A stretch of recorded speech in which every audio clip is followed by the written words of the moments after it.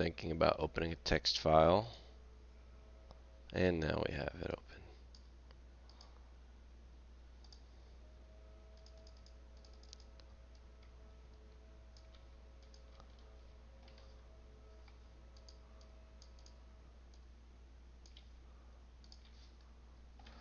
Oh, hang on.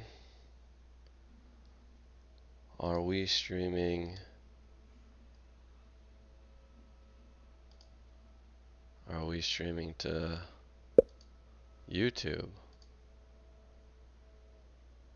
New comments will display here. Edit destinations. Oh, we are. But chat is waiting for messages.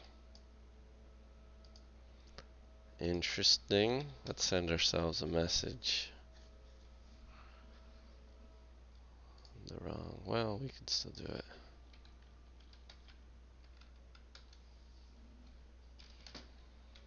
Live now.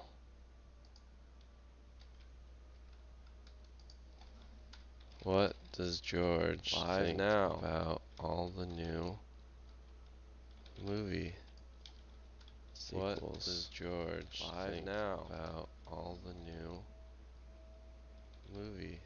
Waiting for new messages. Received. About all the new. Let's go tell people on Discord. Don't read my Discord.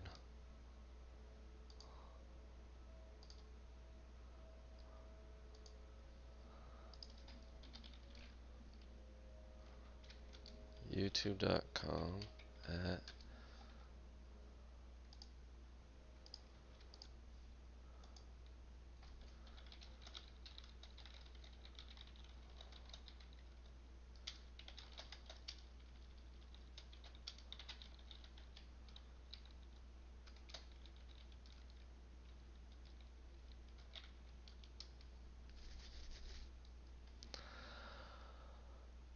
Okie dokie artichoke. We left off. Here we go. Hello, Justin. Today, or right now, is not Flock of Dogs time. It's Progress and Poverty time. Hello and welcome to the Henry George Daily Devotional, episode 12. We have Justin and Scrubbles in the chat. Both are saying my live stream title is incorrect. They'll have to suffer because the recording has started. We are continuing with the meaning of the terms. George is still holding out on us. Well, he's told us, he's defined a few. He defined land for us so far. And labor, maybe, or something. And now he's trying to show how these people, their definition of capital, it's not consistent between them, and what the ramifications of these slight inconsistencies are. And he's really going to hopefully tell us the true answer of what capital is very, very soon. Tax the shoes. Will Adidas sponsor Flacco? Don't get me started on IP rights and brand names. This was a gift from my sister. This is a problem with having chat. You guys, this is a problem with having chat, man. They distract from the true value from Georgism. All right, here we go. Ricardo's definition avoids. Should we review Ricardo's definition? No, we're just going on. Ricardo's definition avoids including as capital things which might be but are not employed in production, by covering only such as are employed. But it is open to the first objection made to McCulloch's. If only wealth that may be or that is destined to be, used in supporting producers or assisting production is capital, then the stocks of jewelers, toy dealers, tobacconists, confectioners, picture dealers, etc., in fact, all stocks that consist of, and all stocks insofar as they consist of articles of luxury, are not capital. Right, because these are things that are luxury items. They are not used to produce more items. So we continue. If Mill, by remitting the distinction to the mind of the capitalist, avoids this difficulty, which does not seem to me clear, Henry George writes, it is by making the distinction so vague that no power short of omniscience could tell in any given country at any given time what was and what was not capital. But the great defect which these definitions have in common is that they include what clearly cannot be accounted capital if any distinction is to be made between laborer and capitalist. For they bring into the category of capital the food, clothing, etc., in the possession of the day laborer, which he will consume whether he works or not, as well as the stock in the hands of the capitalist with which he proposes to pay the laborer for his work. Yet manifestly this is not the sense in which the term capital is used by these writers when they speak of labor and capital as taking separate parts in the work of production and separate shares in the distribution of its proceeds. When they speak of wages as drawn from capital, or as depending upon the ratio between labor and capital, or in any of the ways in which the term is generally used by them, in all these cases, the term capital is used in its commonly understood sense as that portion of wealth which its owners do not propose to use directly for their own gratification, but for the purposes of obtaining more wealth.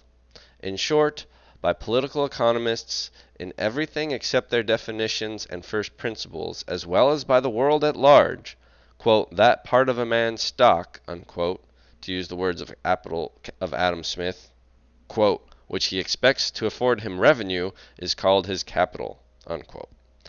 This is the only sense in which the term capital expresses any fixed idea, the only sense in which we can with any clearness separate it from wealth and contrast it with labor. For if we must consider as capital everything which supplies the laborer with food, clothing, shelter, etc., then to find a laborer who is not a capitalist, we shall be forced to hunt up an absolutely naked man, destitute even of a sharpened stick or of a burrow in the ground, a situation in which, save as the result of exceptional circumstances, human beings have never yet been found. I mean, if that's the length that these other economists are willing to go to, maybe it still works. But all right, I really like this definition of capital. It does seem very clear to me. Capital is the stuff that a person has that he's going to use to make more wealth. Yeah. All right, we continue.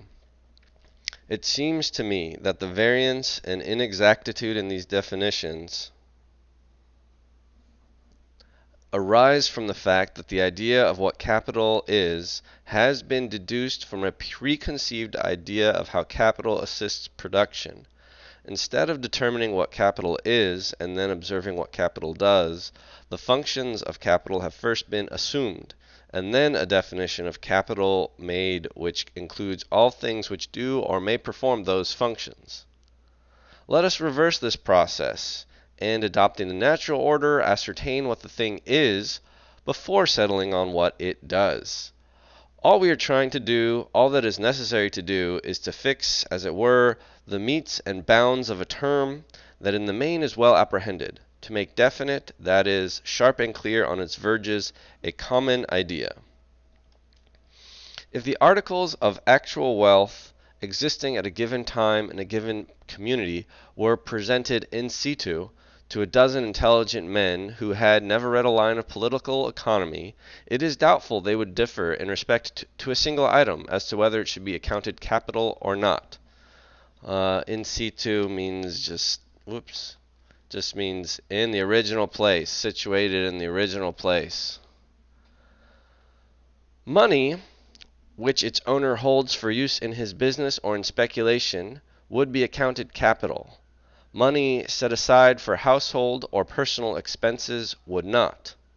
That part of a farmer's crop held for sale or for seed or to feed his help in part payment of wages would be accounted capital. That held for the use of his own family would not be. The horses and carriage of a hackman would be classified as capital, but an equipage an equipage kept for the pleasure of its owner would not be capital. So no one would think of counting as capital the false hair on the head of a woman, the cigar in the mouth of a smoker, or the toy with which a child is playing. But the stock of a hair dealer, of a tobacconist, or the keeper of a toy store would be unhesitatingly set down as capital. Yes, that I'm just going to say that again. The false hair on the head of a woman, not capital. The false hair in the stock of a hair dealer, it is capital. The same thing can be capital or not capital depending on the owner's intended use. A cigar in the mouth of a smoker, not capital. A cigar in the shop of a tobacconist, yes, capital. A toy in the hand of a child, no capital. A toy in the toy store, yes, capital. A coat which a tailor had made for sale would be accounted capital, but not the coat he had made for himself. Food in the possession of a hotel keeper or a restaurateur would be accounted capital, but not the food in the pantry of a housewife, or in the lunch basket of a workman. Pig iron in the hands of the smelter or founder or dealer would be accounted capital, but not the pig iron used as ballast in the hold of a yacht. The bellows of a blacksmith, the looms of a factory, would be capital, but not the sewing machine of a woman who does only her own work. A building let for hire or used for business or productive purposes, but not a homestead. In short, I think we should find that now, as when Dr. Adam Smith wrote, that part of a man's stock which he expects to yield him a revenue is called his capital, and, omitting his unfortunate slip as to personal qualities and qualifying somewhat his enumeration of money, it is doubtful we could better list the different articles of capital than did Adam Smith in the passage which in the previous part of this chapter I have condensed. Oh, so he got all those ideas, those examples from Dr. Adam Smith, I see. Okay, we have 5 more seconds. I want to read this paragraph. Now, if after having thus separated the wealth that is capital from the wealth that is not capital, we look for the distinction between the two classes, we shall not find it to be as to the character, capabilities, or final destination of the things themselves as has been vainly attempted to draw it, but it seems to me that we shall find it to be as to whether they are or are not in the possession of the consumer. Footnote. Money may be said to be in the hands of the consumer when devoted to the procurement of gratification, as though not in itself devoted to consumption. It represents wealth which is, and thus what in the previous paragraph I have given as the common classification would be covered by this distinction, and would be substantially correct. In speaking of money in this connection, I am of course speaking of coin, for although paper money may perform all the functions of coin, it is not wealth, and cannot therefore be capital. There is a bit of confusion about money stuff. George writes another book or two which I have not yet read. I've listened to some talks about them, and I don't think it's super necessary to have a really firm opinion about monetary policy to really appreciate what George is really getting at here in Progress and Poverty about land monopoly. I do think understanding monetary policy is important. Anyway, we're going long today. I'm continuing.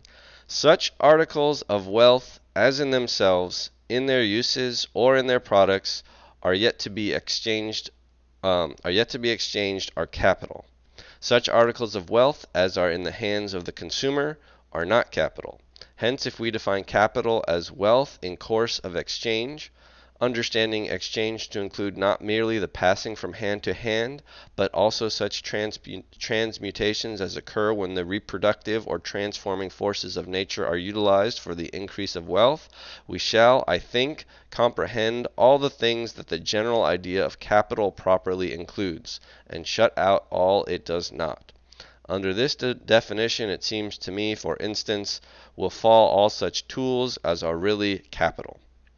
For it is as to whether its services or uses are to be exchanged or not, which makes a tool an article of capital or merely an article of wealth. Thus, the lathe of a manufacturer used in making things which are to be exchanged is capital, while the lathe, maybe that's pronounced lathe, I don't know, kept by a gentleman for his own amusement is not. Thus, wealth used in the construction of a railroad, a public telegraph line, a stagecoach, a theater, a hotel, etc., may be said to be placed in the course of exchange. The exchange is not effected all at once, but little by little with an indefinite number of people. Yet there is an exchange, and the consumers of the railroad, the telegraph line, the stagecoach, theater, or hotel are not the owners, but the persons who from time to time use them. All right, thank you. Like and subscribe. See you tomorrow.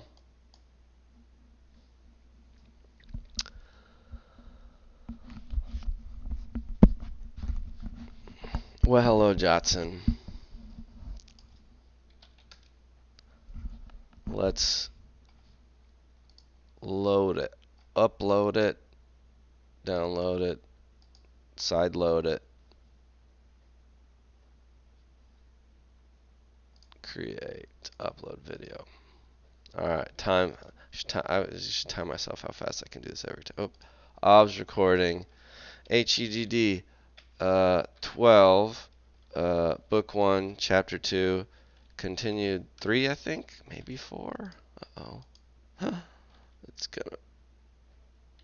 This is the 4th continuation of chapter 2. VLC. I download the update every time. 3.0.20. This is like the 3rd time I've downloaded this. And it usually it's gonna hang on a few oh, this time it didn't.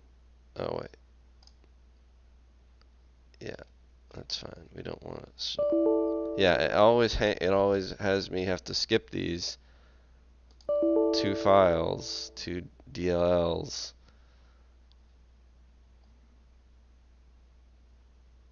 Alright, let's see if we're version 3.0.20. Help, check for updates. A new version of VLC 3.0.20. We are on 3.0.20, but it somehow fails to realize that every time. So it's pointless to do that in the future. Alright, well, software, man. Free software. I misspelled this. Continued 4.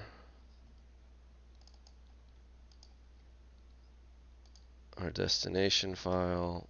We delete the extension, so it becomes a WAV file. Alright, we have now done that. We will upload episode 12. Oops, we sent the WAV. There's the MP4.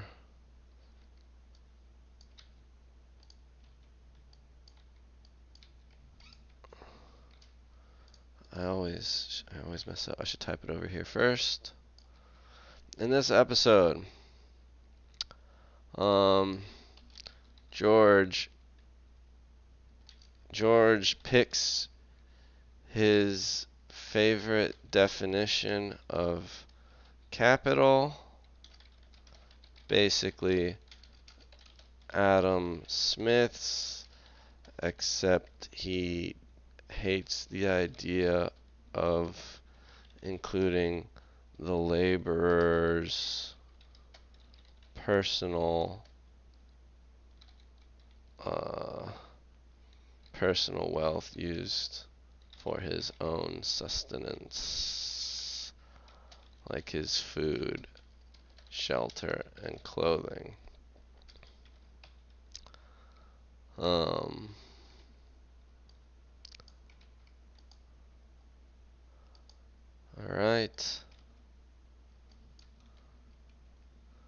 This is our fourth one. Thumbnail, assets, the red version. It's not made for kids. My tags. English. United States English. Because Henry George is American. Cerritos. Today is the 12th. That's a word I got wrong in a spelling bee as like a fourth grader. I forgot the F. I think, or I like used the V maybe. Public. Copy. Publish. The deed is done. Alright. Spotify for podcasters. New episodes, select the file, we go back to HDD, the wave.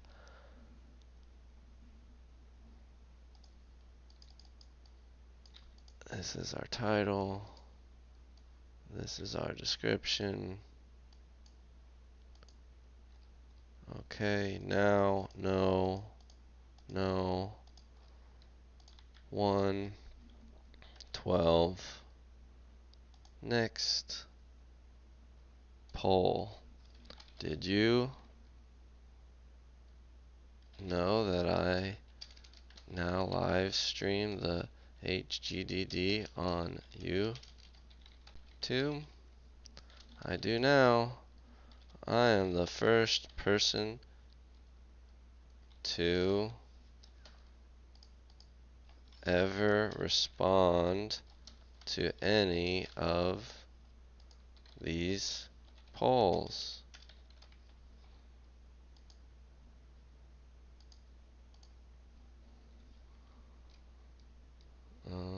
Next.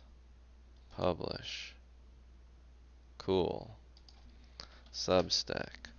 I am going to just make a post about this that I'm now 50 subscribers. Oh, 30-day open rate is down 2.5%. 30-day view, we're down 138. 113 views. Gotta post more maybe. Did you know that you can listen to and read along with me reading Progress and Poverty, an inquiry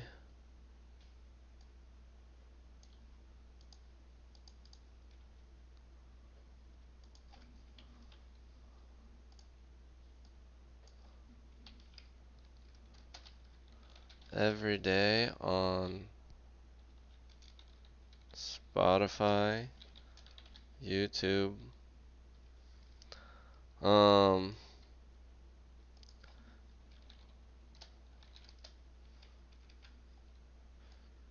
on YouTube now.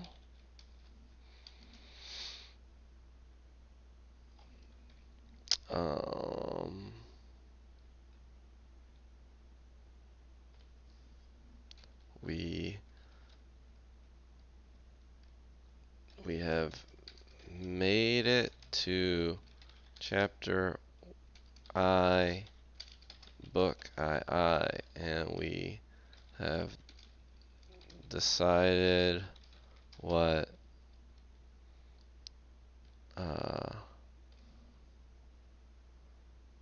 see, it's funny, I don't even know what can't even remember what we've defined. We've defined just capital. No, this was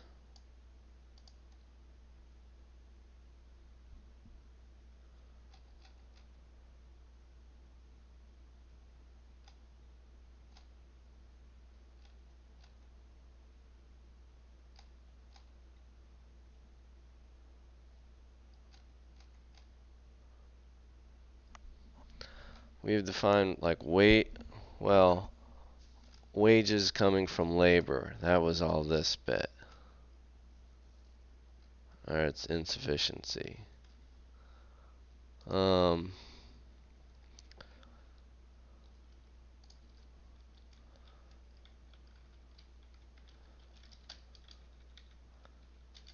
book one, we learned that the current ideas for how wages come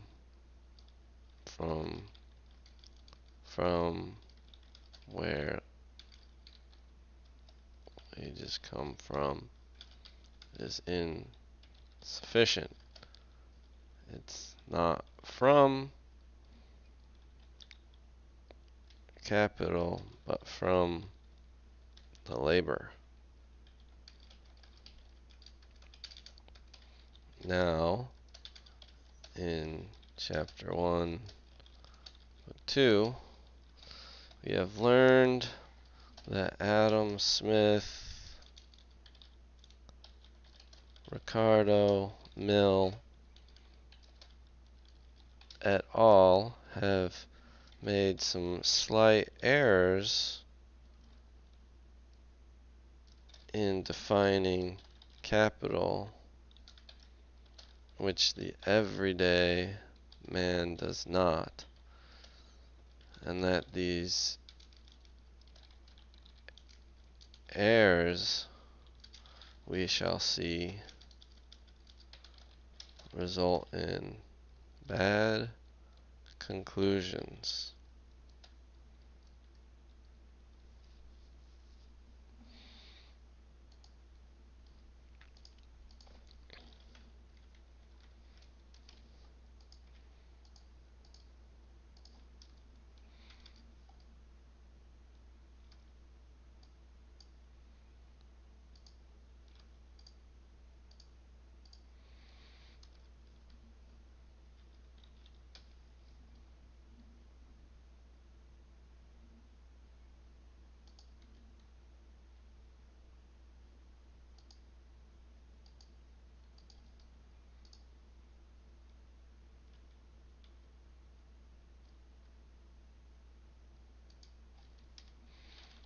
You can also listen on Spotify.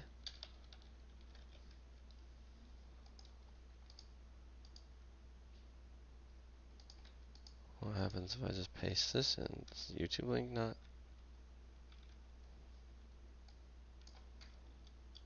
Hmm.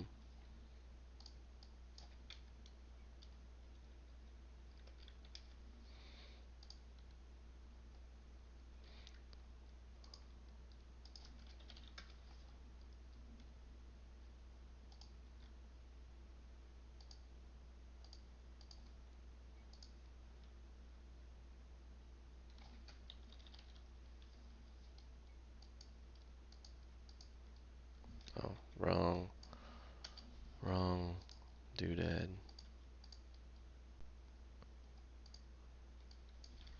How did we don't want these, okay.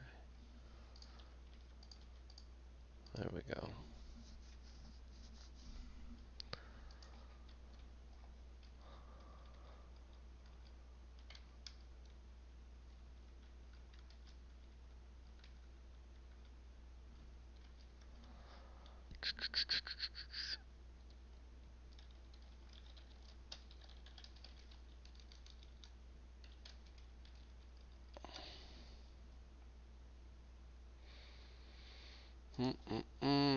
Now, live streaming the Henry George Daily Devotional on YouTube.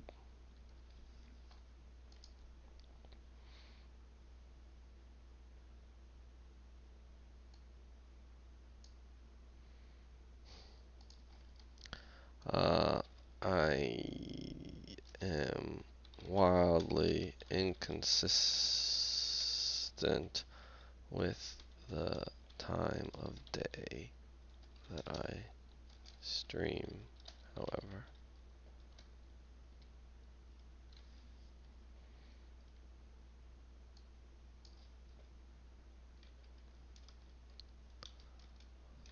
Of course, videos are available after, and you can still listen on Spotify.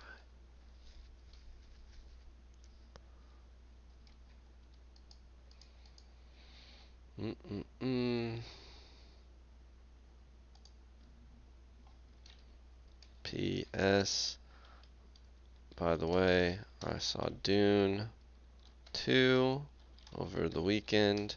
Do I even need to write a blog explaining the monopoly power over a non-man-made resource that is at the very core of the power struggle in this film?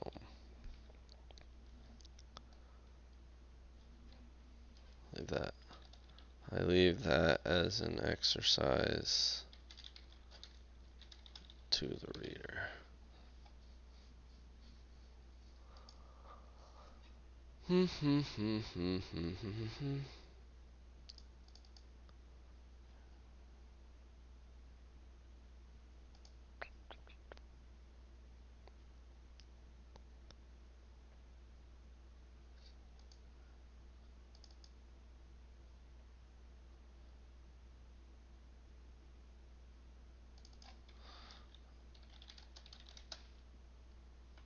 Inconsistent.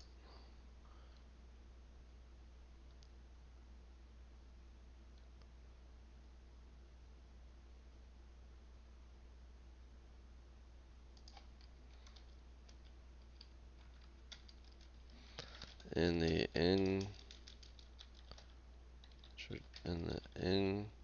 introductory, we learned about how there's so much poverty and across all different kinds of societies as they gain material progress. That there used to be such hope that technology, that there have been many attempts at figuring out this is so, but none have been sufficient.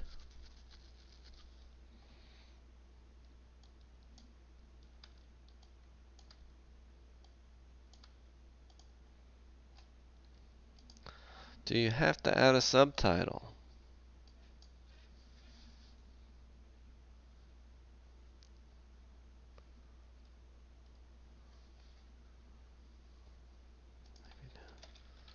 Maybe you did because you read the title of this post. Cool.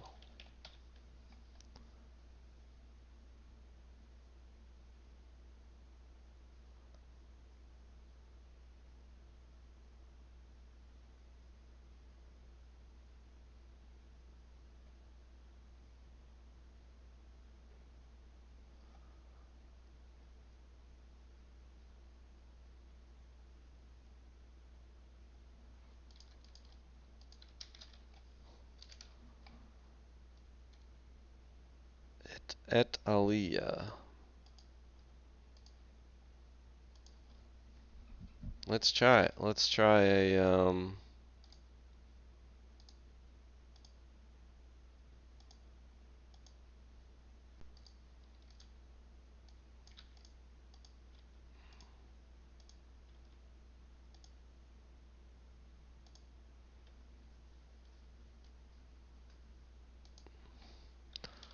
Georgism.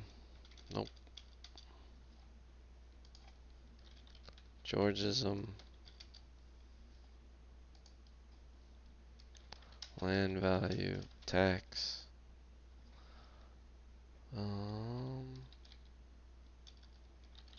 Political economy. Economics.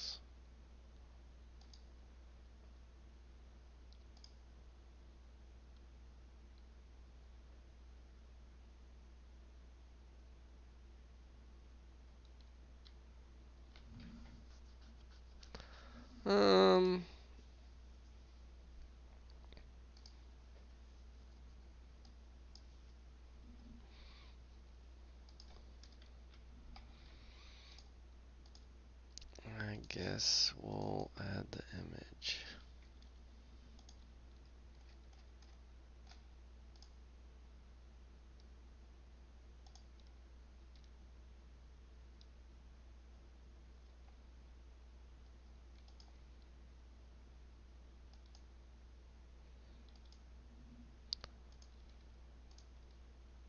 Okay.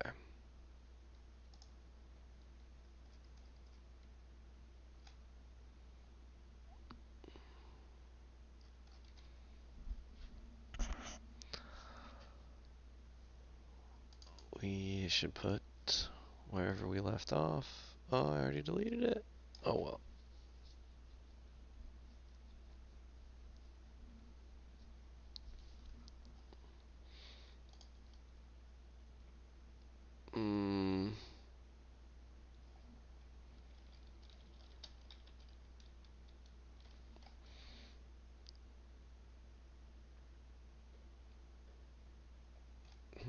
That's book 2. We don't want book 2.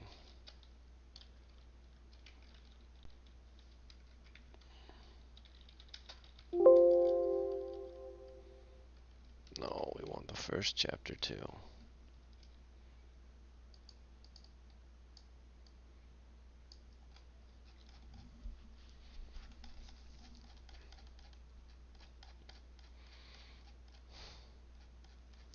The meaning of the terms.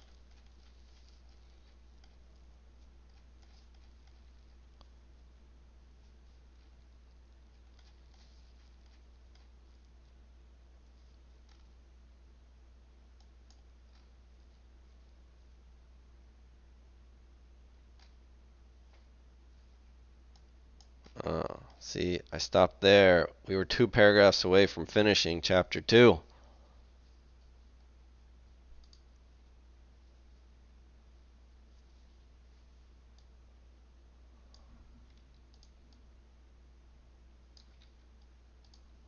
Oh well.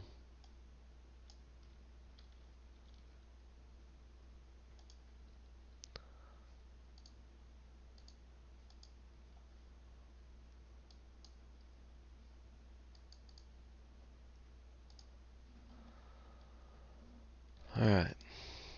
Stream information. Title.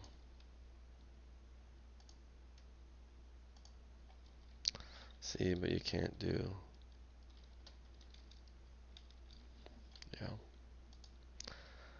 Yeah. Flock of dogs tutorializing the making of. Update all. Now I'm curious what that gets us to.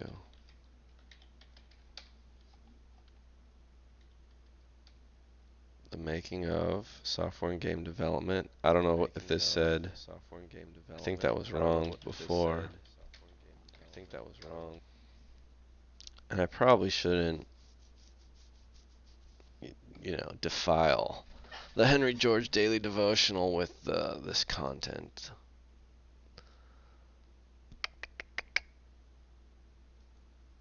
So what do we do?